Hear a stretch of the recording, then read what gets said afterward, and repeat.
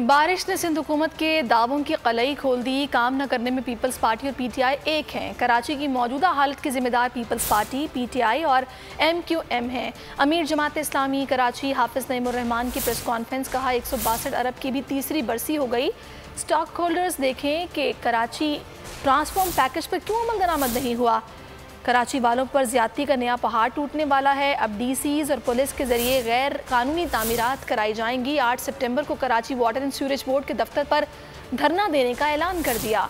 एक साल में विफाकी, सूबाई, मकामी किसी हुकूमत ने कराची के लिए कुछ नहीं किया। अभी 2-3 दिन कराची में बारिशों के गुजरे हैं। अगरचे के कुछ इलाकों में कभी ज़्यादा बारिश हुई है, कुछ इलाकों में कम बारिश हुई है और पूरे शहर में एक साथ कोई जलथल भी नहीं हुई। टुकड़ों में और टुकड़ियों में होने वाली बारिश के बावजूद पूरा का पूरा सिस्टम एक मरतबा फिर एक्सपोज होकर सामने आ गया। इस शहर को जिस तरह से तामीर करने की ज़रूरत है, ना पीपल्स पार्टी इस पर कोई काम कर रही है, ना पीटीआई कोई काम कर रही है, ना एमक्यूएम कोई काम कर रही है। तोड़ दो चार की तरह वाजे हो गई है। 1100 अरब रुपए के पैकेज का ऐलान ये उनका पहला ऐलान नहीं था, बल्कि तीसरी बरसी 162 अरब रुपए के पैकेज की भी है, जो इमरान खान ने आज से 3 साल पहले जिसका ऐलान किया था। तो ऐलानात पे ऐलानात हैं, काम कुछ भी नहीं है। सब्सक्राइब करें और बेल दबाएं ताकि कोई खबर रह न जाए।